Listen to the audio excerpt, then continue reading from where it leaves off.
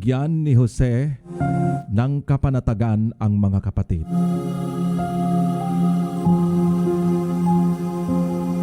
Genesis 50 verses 1 to 26.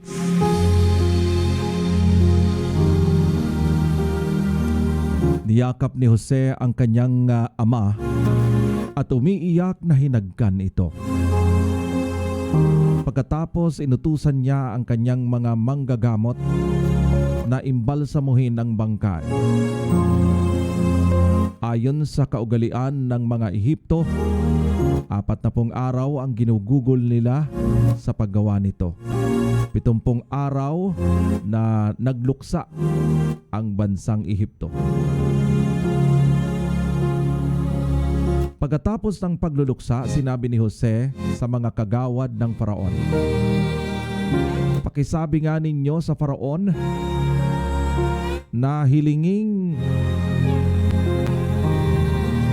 ng aking ama bago mamatay na doon ko siya ilibing sa libingan ng kanyang inihanda sa Kanaan. At ang aking naipangakong susundin ko ang kanyang bilin. Kaya humihingi ako ng pahintulot na dalhin ko roon ang kanyang bangkay at babalik agad ako pagkatapos." Sumagot ang Faraon, "Lumakad ka na at ilibing mo ang iyong ama ayon sa iyong pangako sa kanya." Sumama kay Jose para makipaglibing ang lahat ng kagawad ng Faraon, ang mga may matataas na katungkulan sa palasyo at mga kilalang mamamayan sa buong Ehipto. Kasama rin ni Jose ang kanyang mga kapatid at buong sambahayan ng kanyang ama. Ang naiwan lamang sa Goshen ay ang mga maliliit na bata, mga kawan, tupa, kambing at baka. May mga nangangabayo, may mga sakay na karwahe. Talagang napakarami nila. Pagsapit nila sa giikan sa Atad, sa silangan ng Ilog Jordan, huminto muna sila. Nagdao sila roon ng luksahang parangal sa yumao at 7 araw na pagdadalamhati roon si Jose. Nasaksihan ng mga taga-Kanaan ang ginawang pagpaparangal na ito. Kaya't nasabi nila, "Ganito palang magluksa ang mga taga-Ehipto." Dahil dito'y tinawag na Abel Mizraim ang lugar na ito.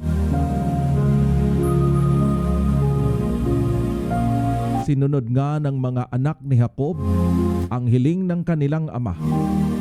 Dila na nila sa Kanaan ang bangkay at doon inilibing sa yungib na nasa kaparangan ng Makpela, silangan ng Mamre na binili ni Abraham kay Efron na Hiteo. Matapos ilibing ang ama, si Jose nagbalik sa Ehipto, kasama ang kanyang mga kapatid at lahat ng kasama sa paglilibing. Mula nang mamatay ang kanilang ama, nag-alala ang mga kapatid ni Jose. Sabi nila, "Papaano kung galit pa sa atin si Jose at gantihan tayo sa kalupitang ginawa natin sa kanya?" Nagpasugo sila kay Jose at ipinagsabi ang ganito, "Bago namatay ang ating ama, ipinagbili niya sa atin na sabihin ito sa iyo. Nakikiusap ako na patawarin mo na ang iyong mga kapatid sa ginawa nila sa iyo. Kaya naman ngayon, nagsusumamo kami sa iyo na patawarin mo kaming mga lingkod ng Diyos ng iyong ama." Napaiyak si Jose nang marinig ito. Lumapit lahat ang kanyang mga kapatid at yumuko sa harapan niya. "Kami mga alipin mo," wika nila. Ngunit sinabi ni Jose, "Huwag kayong matakot. Maari ko bang palitan ang Diyos? Masama nga ang inyong ginawa sa akin, subalit ipinahintulot iyon ng Diyos para sa kabutihan at dahil dooy naligtas ang marami ngayon. Kaya huwag na kayong mag-alala. Ako ang bahala sa inyo at sa inyong mga anak. na panatag ang kanilang kalooban sa mga sinabing ito ni Jose. Nanatili nga si Jose sa Ehipto kasama ang kanyang mga kapatid. Umabot siya ng 110 years old bago namatay. Inabot na siya ng mga apo ni Ephraim. Yan din ang mga apo niya ay Makher na anak ni Manase. Sinabi niya sa kanyang mga kapatid, "Malapit na akong mamatay, ngunit huwag kayong mag-alala. Iingatan kayo ng Diyos at ibabalik sa lupaing ipinangako niya kina Abraham, Isaac at Jacob." Pagkatapos ay pinagbilin niya sa mga Israelita ang gagawin sa kanyang bangkay. Wika niya, "Isumpa ninyo sa akin na kapag kayo'y inilabas na ng Diyos sa lupaing ito, dadalhin ninyo ang aking mga buto." Namatay nga si Jose sa gulang na 110 taon. Siya'y ininbalsamo sa Ehipto at inilagay sa isang kabaong.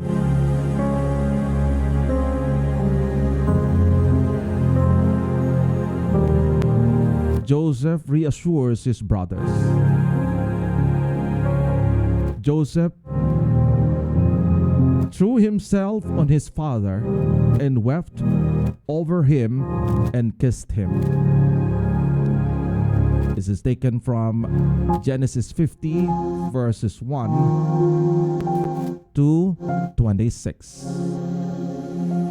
Then Joseph directed the physicians in his service to embalm his father Israel. So the physicians embalmed him, taking a full 40 days, for that was the time required by embalming.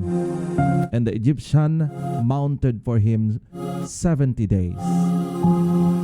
When the days of mourning had passed, Joseph said to Pharaoh's court, "If I have found favor in your eyes, speak to Pharaoh for me. Tell him, my father made me swear an oath and said, I am about to die. Bury me in the tomb I dug for myself in the land of Canaan. Now let me go up and bury my father, then I will return."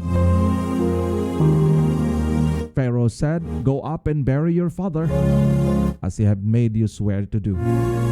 So Joseph went up to bury his father. All Pharaoh's officials accompanied him, the dignitaries of his court, all the dignitaries of Egypt, besides all the members of Joseph's household and his brothers, those belonging to his father's household. Only their children and their flocks and herds were left in Goshen.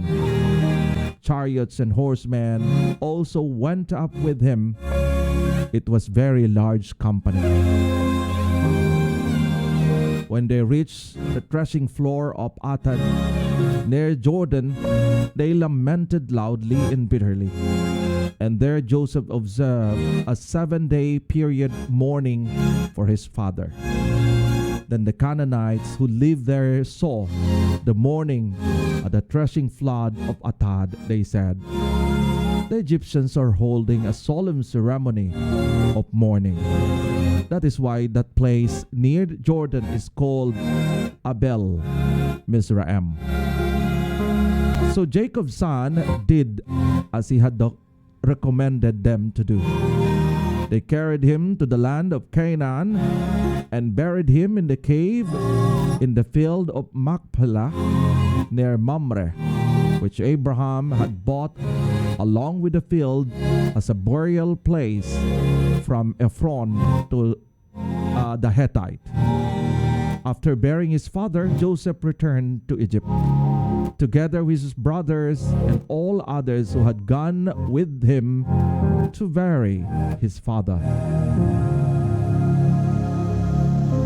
When Joseph's brothers saw that their father was dead, they said, "What if Joseph holds a grudge against us and pays us back for all the wrongs we have done?" So they sent a word to Joseph saying, "Your father left this instruction before he died. This is what you are to say to Joseph. I ask you to forgive your brothers the sins and wrongs they have committed on treating you so badly. Now please forgive their sins of the servants of God of your father. When their message came to him, Joseph wept. His brother then came and threw themselves down before him. We are your slave, they said. But Joseph said to them, don't be afraid. I am in the place of God. You intended to harm me, but God intended it for good to accomplish what is now being done, the saving of many lives. So then, don't be afraid. I will provide you and your children. And reassured them and spoke kindly to them. Joseph stayed in Egypt along with all his father's family. He lived 110 years and saw the third generation of Egyptians or Ephraim's children, also children of Machir, son of Manasseh, were placed at the birth of Joseph's knees. Then Joseph said to his brothers, I am about to die, but God will surely come to your aid and take you up out of this land to the land he promised an oath to Abraham, Isaac, and Jacob. And Joseph made the Israelites swear an oath and said, God will surely come to your aid, and then you must carry my bones up from this place. So Joseph died at the age of 110. And after they embalmed him, he was placed in a coffin in Egypt.